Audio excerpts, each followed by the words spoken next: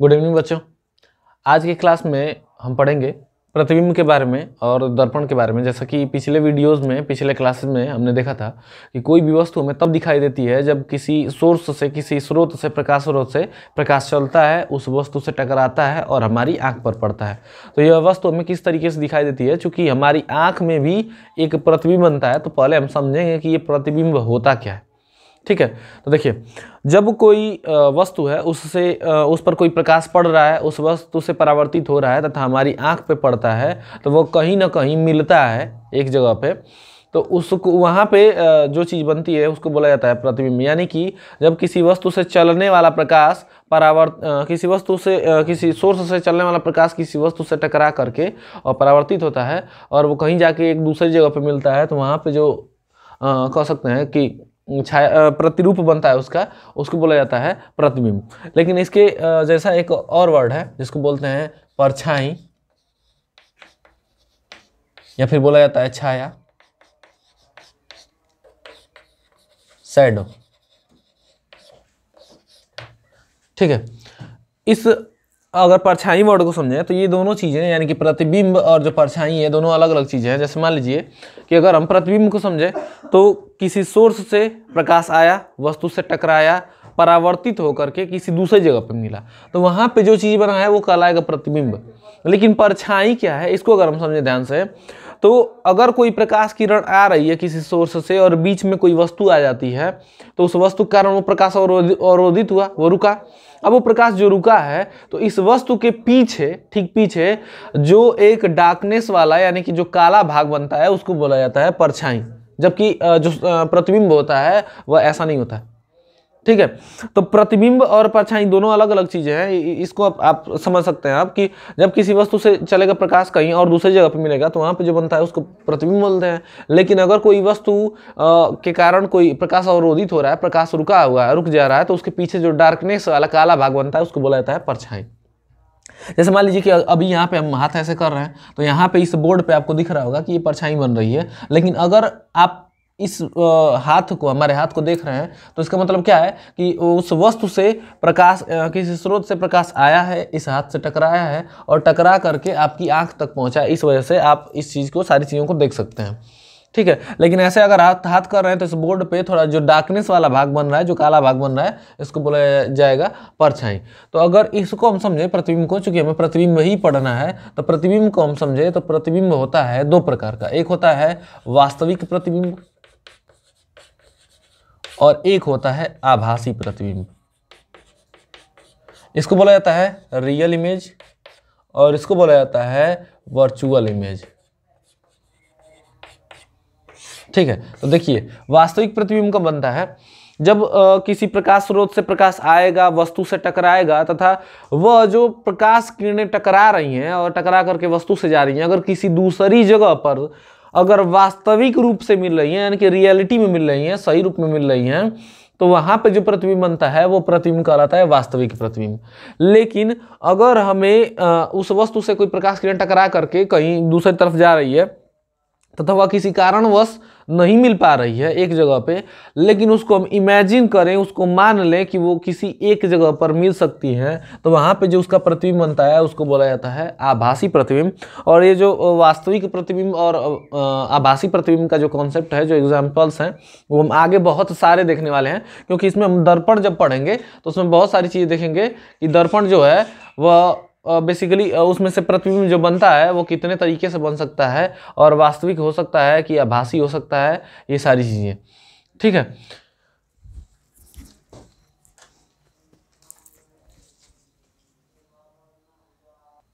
ठीक है, तो ये वास्तविक और जो आभासी प्रतिबिंब का जो कॉन्सेप्ट है, इसके एग्जांपल्स बहुत सारे हम आगे देखने वाले हैं जब दर्पण पढ़ेंगे इसमें, तो उसमें हम बहुत सारी चीज़ें देखने वाले हैं। तो अभी एक चीज़ स्टार्ट करते हैं, दर्पण टॉपिक। ठीक है, दर्पण, इसको बोलते हैं मिरर। दर्पण क्या होता है, अगर इस चीज़ को हम ध्यान से समझें तो देखिए, कोई एक सबसे पहले कोई हम पारदर्शी वस्तु लेंगे, पारदर्शी, और जो चिकनी हो। ठीक है, क्योंकि परावर्तन हम अगर इसमें टॉपिक पढ़ रहे हैं तो जाहिर सी बात है, हम अगर अच्छा सा परावर्तन हमें देखना है तो पिछली वीडियो में बताए थे कि हम एक चिकनी वस्तु ही लेंगे, चिकनी सतह वाली, और वस्तु पारदर्शी होना चाहिए जिसके आर पार हमें दिखाई देना चाहिए।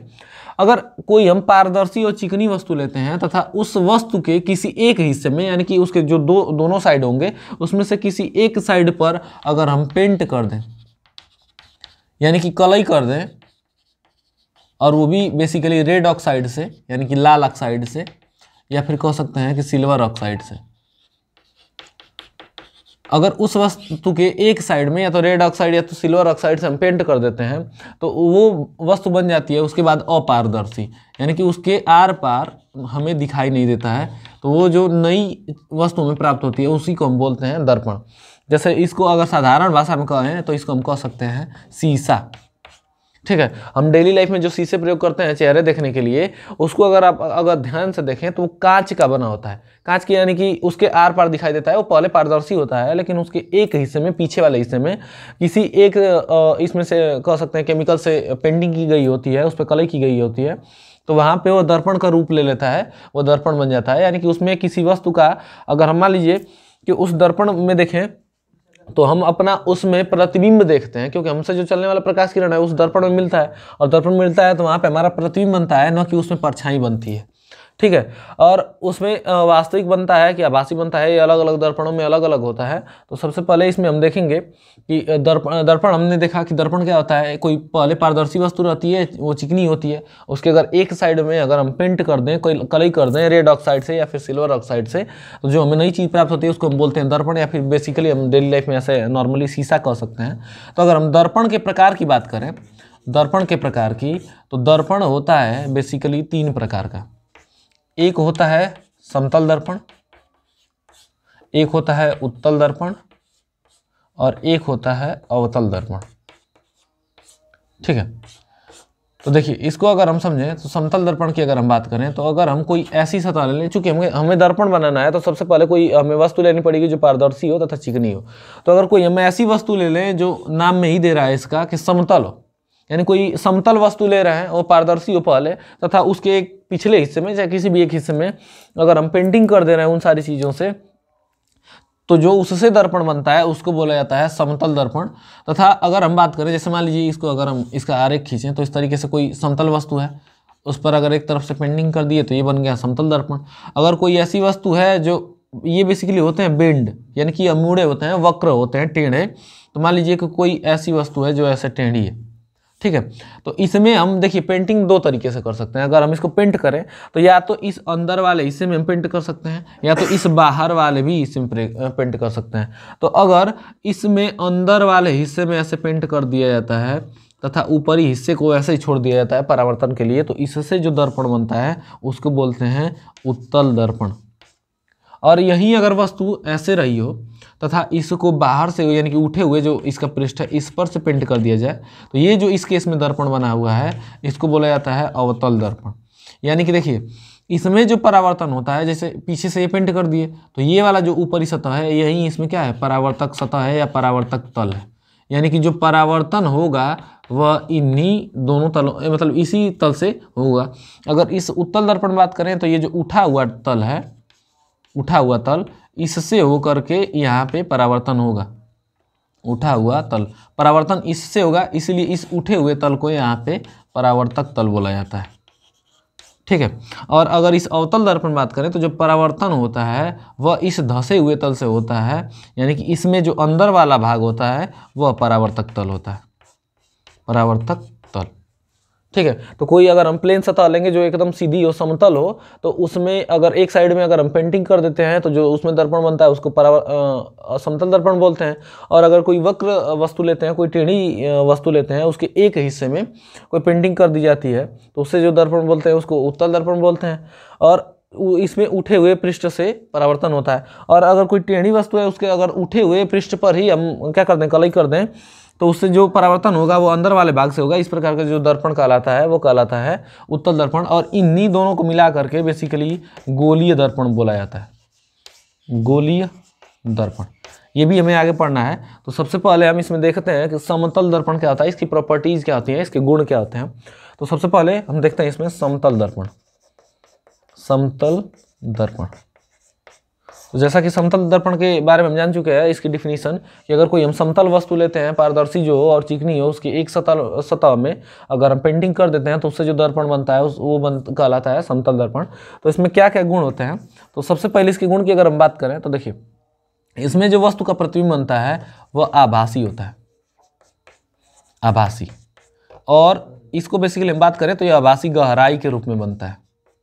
ठीक है, अब इसको समझाएंगे। और उसके बाद अगर बात करें इसी प्रतिबिंब की प्रकृति की, तो यह प्रतिबिंब होता है इसमें सीधा सीधा बनता है। यानी कि अगर हम किसी समतल दर्पण में खुद का इमेज देखें, जैसे मान लीजिए हमारे घरों में समतल दर्पण बेसिकली लगा होता है जिसमें हम देखते हैं शीशा, तो उसमें अगर हम देखें तो हमारा जो सर होता है उसका भी इमेज बनता है ऊपर के साइड ही। हमारा सर ऊपर है तो ऊपर इमेज बनता है, पैर का इमेज नीचे पैर के साइड ही बनता है। यानी कि उसमें जो प्रतिबिंब है वो वस्तु के जैसे ही सीधा है। ठीक है, तो उसमें जो प्रतिबिंब बनता है समतल दर्पण में वो आभासी होता है और सीधा होता है।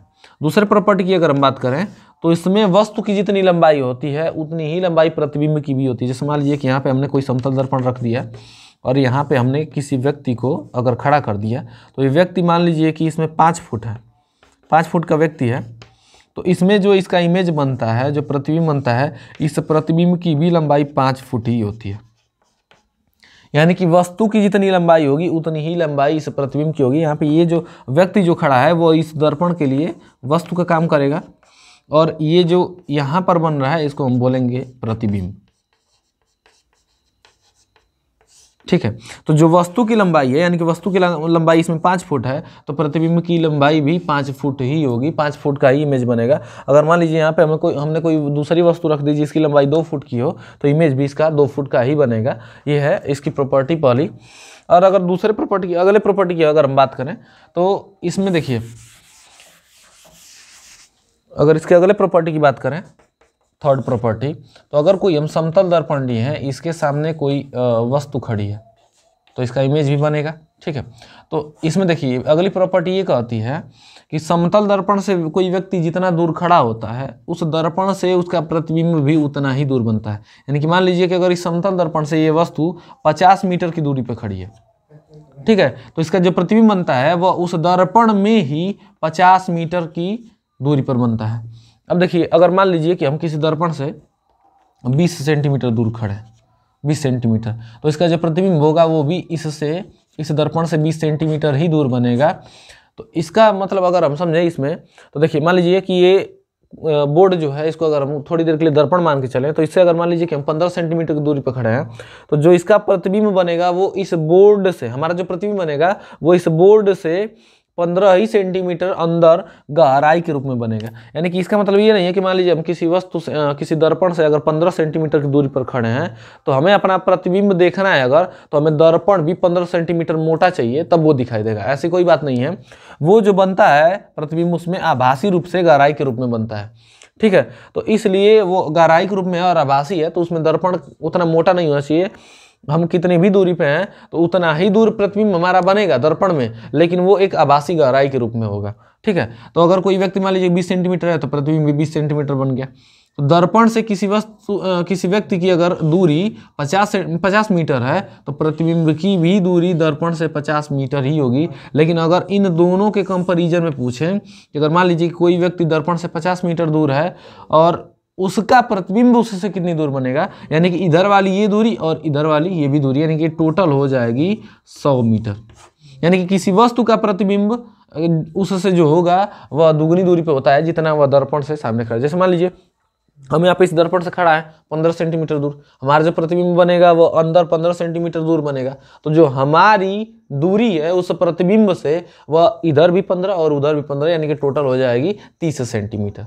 ठीक है, तो इसमें सबसे पहली चीज आभासी बनता है प्रतिबिंब, गहराई के रूप में बनता है, सीधा बनता है। और दूसरे प्रॉपर्टी की बात करें तो जितना वस्तु की लंबाई होती है उतना ही प्रतिबिंब भी लंबा बनता है। यानी कि अगर कोई वस्तु यच लंबाई की है, यच ऊंचाई की है, तो जो उसका प्रतिबिंब बनेगा वो भी यच ही ऊंचाई का बनेगा। अगली प्रॉपर्टी ये कहती है कि किसी समतल दर्पण से वस्तु जितनी दूर स्थित होती है उतनी ही दूरी पर उसका प्रतिबिंब बनता है। ठीक है, ये अगली प्रॉपर्टी हो गई। अगली की अगर बात करें हम तो देखिए, अगले प्रॉपर्टी है कि अगर कोई हम समतल दर्पण ले लेते हैं और यहाँ पे कोई व्यक्ति है, ठीक है, मान लीजिए ये व्यक्ति यहाँ से 10 कदम दूर था, इस दर्पण से 10 कदम दूर था, तो इसका जो प्रतिबिंब बनेगा वह कितनी दूर बनेगा, यह भी 10 कदम ही दूर बनेगा। कहाँ से, वो बनेगा इस दर्पण से 10 कदम दूर, क्योंकि ये व्यक्ति दर्पण से ही 10 कदम दूर है। तो अगर मान लीजिए कि हम भी किसी समतल दर्पण के सामने खड़े हैं और हम 10 कदम दूर हैं, तो हम अगर 1 कदम चलते हैं तो प्रतिबिंब, देखिए हम दर्पण की तरफ, अगर हमारे सामने दर्पण है और हम दर्पण की तरफ 1 कदम चल रहे हैं, तो प्रतिबिंब भी दर्पण की ही तरफ 1 कदम आएगा, यानी कि जितना हम चलेंगे उतना वो भी चलेगा। अगर हम 1 कदम चल के गए हैं तो हमारी अब दूरी हो जाएगी 9 कदम इस दर्पण से, तो इसकी भी दूरी इससे 9 कदम हो जाएगी। और अगर मान लीजिए कि कोई यही व्यक्ति अगर आगे चल करके और इस 5 कदम दूरी पे आ गया, मान लीजिए यहाँ आ गया, तो प्रतिबिंब यहाँ नहीं आएगा, तब तो ये दूरी बढ़ जाएगी, क्योंकि हमें ये भी तो देखना है कि इतना दूरी है तो प्रतिबिंब भी इतनी ही दूरी पे बनेगा। तो अगर ये 5 कदम पे है तो जाहिर सी बात है ये प्रतिबिंब भी इसका कहाँ आ जाएगा, 5 कदम दूरी पर ही आ जाएगा। ठीक है, तो हम दर्पण के सामने, समतल दर्पण के सामने जितनी दूरी हम तय करते हैं, हमारा प्रतिबिंब भी समतल दर्पण के सामने उतनी ही दूरी तय करता है। ठीक है, तो यानी कि अगर हम जितनी दूरी पर स्थित हैं वो दूरी हमारा सेम होनी चाहिए प्रतिबिंब के लिए भी। अगर अगली इसमें प्रॉपर्टी की हम बात करें तो देखिए, अगर कोई दर्पण है ये और कोई ये व्यक्ति है, इसका प्रतिबिंब यहाँ पे बनेगा। अगर ये व्यक्ति मान लीजिए कि दौड़ के भी चाल से इस दर्पण की तरफ जाए, ठीक है, अगर भी चाल से दौड़ता हुआ इस दर्पण की तरफ जा रहा है, तो इसका प्रतिबिंब उतनी ही चाल से इधर भी आना चाहिए। जाहिर सी बात है, क्योंकि हम जितनी दूरी तय कर रहे हैं वो भी उतनी ही दूरी तय कर रहा है। तो अगर हम भी चाल से दर्पण की तरफ जा रहे हैं तो प्रतिबिंब भी चाल से क्या होना चाहिए, हमारी तरफ आना चाहिए, यानी कि दर्पण की तरफ आना चाहिए। अगर पूछा जाए कि इस दर्पण के सापेक्ष में इस व्यक्ति की चाल कितनी है, तो वो है भी। इस दर्पण के सापेक्ष में इस प्रतिबिंब की चाल कितनी है, तो इसकी भी हो जाएगी। लेकिन अगर पूछा जाए कि इस व्यक्ति के सापेक्ष में इस प्रतिबिंब की जो चाल होगी वह कितनी होगी, तो अगर हम बात करें तो देखिए, जितने समय में ये इधर दूरी तय कर रहा है उतने ही समय में ये इधर दूरी तय कर रहा है। यानी कि अगर हम चल के जा रहे हैं किसी दर्पण के सामने, तो वो दर्पण कुछ देर रुक के हमारी तरफ नहीं आएगा, हम जैसे जैसे चलते जाएंगे वैसे वैसे वो भी आता जाएगा। यानी कि उतने ही समय में दोनों के द्वारा जो तय की गई दूरियां हैं वह क्या हैं, ज़्यादा हैं। यानी कि दोनों को अगर हम मिलाएं तो उनके हमारे दोनों के बीच की, यानी प्रतिबिंब और हमारे बीच की दूरी लगातार कम होती जा रही है। यानी कि हम एक ही दिशा में अगर आ रहे हैं तो इनकी चाल एक दूसरे को कुछ ज़्यादा लगती हुई प्रतीत होगी, कुछ ज़्यादा लगेगा। तो इनका जो सापेक्ष में अगर चाल देखें, इस वस्तु के सापेक्ष इसका प्रतिबिंब की जो चाल होगी वह 2b होती है, यानी दुगनी होती है। जैसे मान लीजिए कि अगर हम किसी वाहन से या फिर बाइक से जा रहे हैं, तो कोई व्यक्ति हमारी ही चाल से अगर बगल में से जाता है या हमसे थोड़ा सा अधिक चाल से, तो ऐसा नहीं लगता है कि हाँ वो तेज़ी से गया है। लेकिन अगर हमारी ही चाल से, अगर मान लीजिए कि हम इधर से जा रहे हैं इस साइड और कोई व्यक्ति हमारे साथ ही हमारी चाल से एक साथ जा रहा है, तो जाहिर सी बात है हमारे दोनों के बीच में दूरियां वहीं रहेंगी। लेकिन अगर दूसरा वाला व्यक्ति थोड़ा तेज जाता है तो ऐसा लगेगा कि हाँ हमसे तेज गया है। लेकिन ऐसा इमेजिन कीजिए कि हम इधर से जा रहे हैं, कोई व्यक्ति उतनी ही चाल से जितना हम हैं विपरीत साइड से आ रहा है, तो ऐसा लगता है कि एकदम सन्न से बगल में से निकला है। तो उस केस में हमें ऐसा लगता है कि वो हमसे बहुत तेज गया है, बहुत हमसे तेज निकला है, क्योंकि हम दोनों की जो दिशा है, ये पहले वाले केस में तो हम दोनों की दिशा एक सेम थी, तो इसीलिए लग रहा था कि चाल कम है, तो उस केस में हम चाल को घटा देते हैं। लेकिन जब विपरीत साइड में हो, हम इधर चल रहे हैं, वो उधर से ही आ रहा है, जितना तेज हम चल रहे हैं उतना ही तेज आ रहा है, तो ऐसा लगता है कि बहुत तेज गए, क्योंकि उतने ही कम समय में दोनों के बीच की दूरी ज़्यादा हो गई, ज़्यादा दोनों ने दूरी तय कर ली है। तो इस केस में दोनों की चाल हमें बढ़ी हुई प्रतीत होती है, बढ़ा हुआ लगता है। तो इस केस में अगर इसकी चाल भी है, इसकी चाल भी है, तो दोनों चालों को अगर हम जोड़ेंगे तो देखिए v + v = टोटल 2v आएगा। ठीक है, तो हम दर्पण की तरफ जा रहे हैं, प्रतिबिंब हमारे तरफ आ रहा है, यानी कि दोनों की अगर दिशा देखें तो दोनों की दिशा विपरीत है, इसलिए हम इनको क्या लगेगा कि इसके सापेक्ष, यानी कि हमें अपने सापेक्ष प्रतिबिंब का चाल और तेज लगेगा, दुगना लगेगा। अगर मान लीजिए कि हम इस दर्पण की तरफ 5 किलोमीटर प्रति घंटे से जा रहे हैं, 5 किलोमीटर प्रति घंटा, तो यह जो प्रतिबिंब आएगा वो भी हमारी तरफ 5 किलोमीटर ही प्रति घंटा आएगा। लेकिन अगर अपने सापेक्ष में हम अपने प्रतिबिंब को देखें तो हमारा प्रतिबिंब ऐसा लगेगा कि यह 10 किलोमीटर प्रति घंटे की स्पीड से आ रहा है, क्योंकि हमें जो चाल होगी प्रतिबिंब की वह दुगनी होती हुई लगेगी। ठीक है, तो ये प्रॉपर्टी अगली की, इसमें अगर कोई व्यक्ति किसी दर्पण के सामने v चाल से जा रहा है तो उसका जो प्रतिबिंब होगा वह उसकी तरफ 2v चाल से, यानी दुगनी चाल से आता हुआ लगेगा। ठीक है, अब उसके बाद अगर अगली प्रॉपर्टी हम देखें तो देखिए,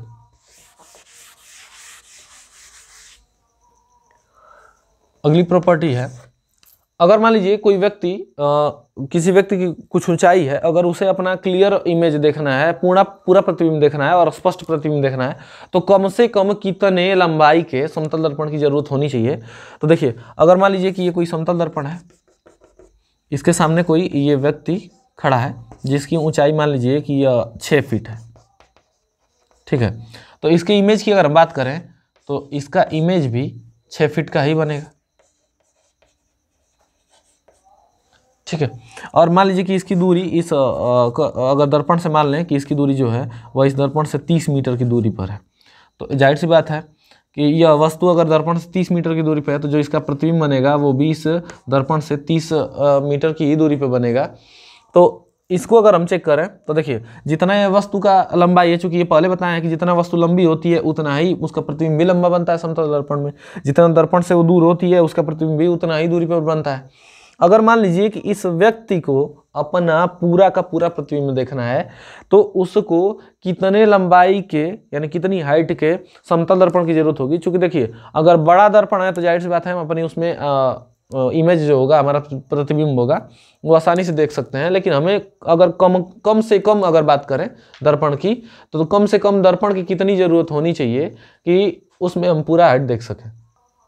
देखिए, तो इसमें देखते हैं कि हमें कितने हाइट की ज़रूरत पड़ेगी, कितना ऊंचा, मतलब कितना बड़ा ये दर्पण होना चाहिए, कितना बड़ा शीशा होना चाहिए। तो मान लीजिए, देखिए इसका आंसर है कि अगर कोई व्यक्ति जितनी ऊंचाई का है उसको अगर अपना पूरा का पूरा प्रतिबिंब देखना है तो कम से कम अगर आधी ऊंचाई का शीशा रहेगा तो उसमें वो पूरा का पूरा इमेज देख सकता है। यानी कि इस जो शीशे की यानी कि इस दर्पण की समतल दर्पण की जो ऊंचाई होनी चाहिए, अगर व्यक्ति 6 फीट का है या फिर कह सकते हैं प्रतिबिंब 6 फीट का है, क्योंकि दोनों सेम ही है, तो ये जो शीशा होना चाहिए, जो दर्पण होना चाहिए वह 3 फीट का होना चाहिए, ठीक है। अब ये 3 फीट का कैसे होना चाहिए, देखिए इसको समझिए ध्यान से।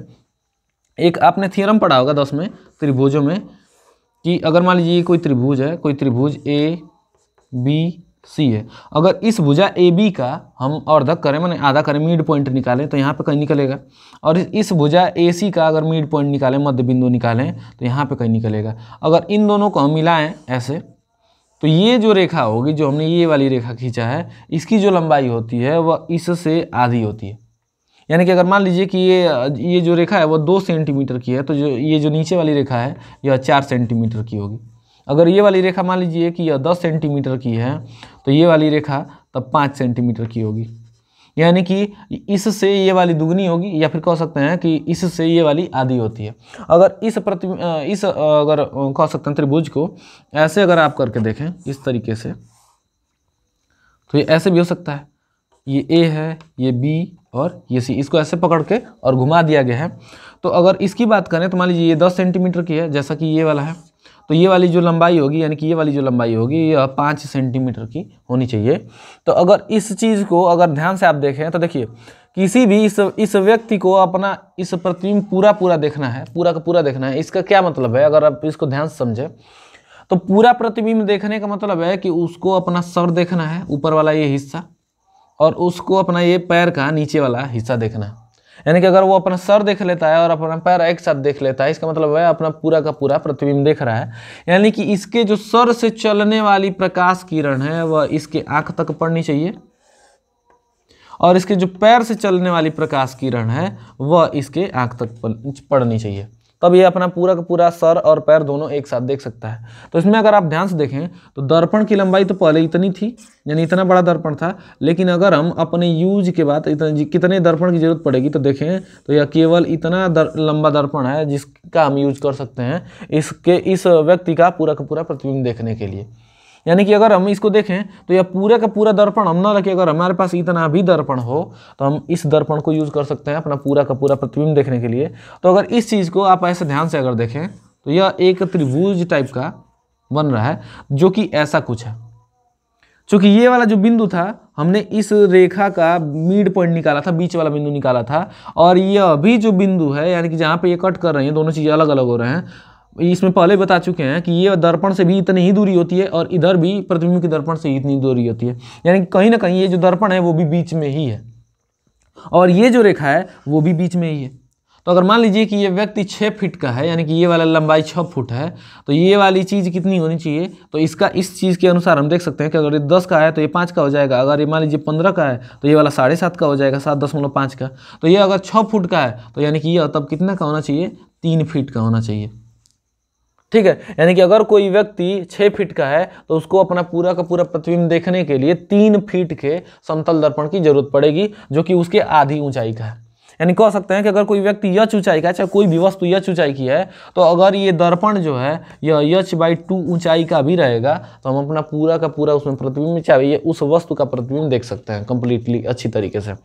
लेकिन बात ये आती है कि इस जो दर्पण है, जो समतल दर्पण है, उसको किस तरीके से रखा जाए, कहाँ रखा जाए कि हम अपना पूरा का पूरा प्रतिबिंब देख सकते हैं। जैसे मान लीजिए कि अगर यहीं h/2 ऊंचाई का यानी आधी ऊंचाई का जो दर्पण है, इसको हम कहीं दूर एकदम रख दें तो उसमें हमारा पूरा प्रतिबिंब तो बनेगा, लेकिन हमें स्पष्ट दिखाई नहीं देगा क्योंकि हमसे बहुत ज़्यादा दूरी पर है।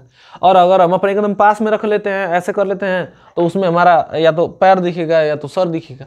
तो हम किस तरीके से इस चीज़ को व्यवस्थित करें, इस दर्पण को लगाएं कि हम अपना पूरा का पूरा प्रतिबिंब उसमें देख सकते हैं। देखिए, उसकी व्यवस्था कुछ इस तरीके से होगी कि अगर मान लीजिए कि कोई ये समतल दर्पण है, ठीक है, कोई ये व्यक्ति है, तो इतने पूरे के पूरे दर्पण की इसको आवश्यकता नहीं है। इसको जो दर्पण चाहिए, अगर मान लीजिए ये व्यक्ति इतना लंबा है तो कहीं ना कहीं अगर हम बात करें तो इसके इसको जो दर्पण की आवश्यकता होगी वो इसके आधी ऊंचाई का होना चाहिए, यानी कुछ इतना होना चाहिए। यानी कि ये अगर इतना लंबा है, इतना है, तो इसका दर्पण कुछ इतना छोटा होना चाहिए, तभी ये अपना पूरा पूरा प्रतिबिंब देख सकता है। तो इसको हम लगाएंगे कैसे, देखिए, सबसे पहली चीज़ कि अगर हमें किसी प्रतिबिंब को या फिर किसी भी वस्तु को स्पष्ट देखना है तो कम से कम वो हमारी आंख से 25 सेंटीमीटर की दूरी पर होना चाहिए। तो ये जो दर्पण हम लगाएंगे ये कम से कम हमसे 25 सेंटीमीटर तो दूर होना ही चाहिए। अब उसके बाद इसको कहाँ नीचे रखेंगे, अगर मान लीजिए नीचे रखते हैं ज़मीन पर तो हमारा पैर उसमें दिखेगा लेकिन सर नहीं दिखेगा। अगर उसको ऊपर रखते हैं तो हमारा सर दिखेगा लेकिन पैर नहीं दिखेगा। तो हम इसको किस तरीके से रखेंगे कि ये पूरा पूरा दिखे। तो देखिए, उस जो यहाँ पे प्रतिबिंब बन रहा था दर्पण के इस साइड, इससे जो चलने वाले प्रकाश किरण है वो इस व्यक्ति की आँख तक पहुँचनी चाहिए। अगर इस व्यक्ति के आँख तक पहुँच रही है तो जाहिर सी बात है इसके आँख से और इसके सर के बीच में कुछ दूरी होगी, कुछ लंबाई जरूर होगी। मान लीजिए इतनी दूरी है, तो अगर इस व्यक्ति की आँख से चूँकि मान लीजिए कि इस व्यक्ति की लंबाई ले लेते हैं कि ये मान लीजिए 172 सेंटीमीटर का, 172 सेंटीमीटर का, ठीक है।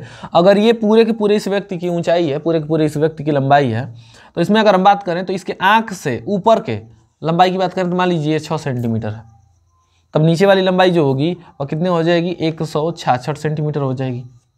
और अगर ये व्यक्ति 172 सेंटीमीटर का है तो इस दर्पण जो कि हमें प्रयोग कर रहा है उस दर्पण की लंबाई कितनी होनी चाहिए, क्योंकि ये चीज़ हम अभी पढ़े हैं h/2 ऊंचाई का, यानी कि आधा ऊंचाई का होना चाहिए। तो 172 का जो आधा हो जाएगा वो हो जाएगा 86 सेंटीमीटर, ठीक है। अगर ये 86 सेंटीमीटर का दर्पण है तो हमें किस तरीके से लगाना होगा, चूँकि हमारे लंबाई का आधा ही है, तो हम एक काम करेंगे कि आँख से ऊपर अगर हमारी लंबाई कितनी है आँख से ऊपर वाले हिस्से की 6 सेंटीमीटर है, तो दर्पण का जो ऊपरी हिस्सा होगा ना उसको 3 सेंटीमीटर माप करके और आँख के एकदम सीधे, मतलब आँख की सीधे अक्ष में 3 सेंटीमीटर जो दर्पण का हिस्सा होगा उसको ऊपर रखेंगे, 3 सेंटीमीटर, ठीक है। यानी कि इस लंबाई का आधा आँख के लेवल से ऊपर रखेंगे और बाकी जो बचा, चूँकि 86 सेंटीमीटर था, तो बाकी वाला जो 83 सेंटीमीटर का जो हिस्सा है वह नीचे ऐसा रहेगा। यानी कि पूरे के पूरे ज़मीन से टच नहीं होना चाहिए, या हमारे आँख के लेवल से अगर मान लीजिए ऊपर हमारे यहाँ सर के आँख से और सर के बीच की दूरी मान लीजिए 10 सेंटीमीटर है, तो 10 सेंटीमीटर का सेंस है कि आँख के लेवल से मिला करके और 10 का आधा यानी कि 5 सेंटीमीटर ऊपर होना चाहिए और बाकी जो दर्पण का हिस्सा होगा वह नीचे लटका होना चाहिए, ठीक है। अगर इस तरीके से दर्पण व्यवस्थित होता है तब हम अपना पूरा का पूरा प्रतिबिंब देख सकते हैं क्लियर, स्पष्ट। चूंकि ये 25 सेंटीमीटर दूरी पे होना चाहिए। अगर उस दर्पण को मान लीजिए हम उसी तरीके से व्यवस्थित करके जैसा हम बताए हैं, अगर एकदम पास में भी रख लेंगे तब भी हमारा पैर उसमें नहीं दिखाई देगा, सर तो दिखाई ही देगा। लेकिन अगर हम मान लीजिए कि 25 सेंटीमीटर दूरी पर या फिर थोड़ा उससे ज़्यादा दूरी पर भी रख देते हैं इस तरीके से व्यवस्थित करके ऊंचाई पर थोड़ा, तो हमारा पूरा का पूरा प्रतिबिंब हमें स्पष्ट और पूरा प्रतिबिंब दिखाई देगा, यानी कि सर भी दिखाई देगा और पैर भी दिखाई देगा। अब देखिए, इसके कुछ एग्जाम्पल हमें मिल जाते हैं डेली लाइफ में, लेकिन इसमें हम लोग ध्यान नहीं देते हैं। जो हमारे घर में अगर आप लोगों के घर और में सिंगरदानी होगी तो उसमें आप लोग देखे होंगे कि उसकी आकृति कुछ इस तरीके की होती है। उसमें यहाँ पे बीच में शीशा लगाया गया होता है जो कि ऊपरी हिस्से में होता है। यहाँ पे छोटे छोटे डब्बे बनाए गए होते हैं, इसमें कुछ सामान वामान सारी चीज़ें रखने के लिए। तो अगर इस चीज़ को आप अगर ध्यान से देखें तो ये डब्बे जो होते हैं ये कभी भी ऊपर नहीं बनाए गए होते हैं और शीशा ये नीचे नहीं लगा होता है। इसका कारण क्या है, अगर इसमें आप पूरा का पूरा अपना प्रतिबिंब देखेंगे तो आपका सर भी दिखाई देता है, इसमें पैर भी दिखाई देता है। इसको अगर हम नीचे लगा देंगे, यानी कि इस जो व्यवस्था है, ये वाली व्यवस्था है, उससे अगर हम नीचे रख देते हैं तो जाहिर सी बात है हमारा इसमें पैर दिखेगा, सर नहीं दिखेगा। इसलिए उसको इस कारण से ऊपर व्यवस्थित किया जाता है कि हमारा उसमें सर भी दिख जाए और पैर भी दिख जाए। अगर ये प्रतिबिंब ये थोड़ा दर्पण बड़ा भी है तो उससे भी हो जाता है, लेकिन बेसिकली ये ऊपर इसी वजह से लगाया जाता है कि हमारा पूरा सर भी दिखे और पूरा पैर भी दिखेगा। अगर नीचे लगा देंगे तो उसमें बस सर पैर दिखेगा, सर नहीं दिखेगा। पूरा पूरा अगर ऊपर ही लगा देंगे तो उसमें सर दिखेगा, पैर नहीं दिखेगा। ठीक है, तो ये है प्रॉपर्टीज समतल दर्पण की। अब अगले क्लास में इसमें हम पढ़ेंगे कि उत्तल दर्पण कैसे काम करता है और अवतल दर्पण कैसे काम करता है। धन्यवाद।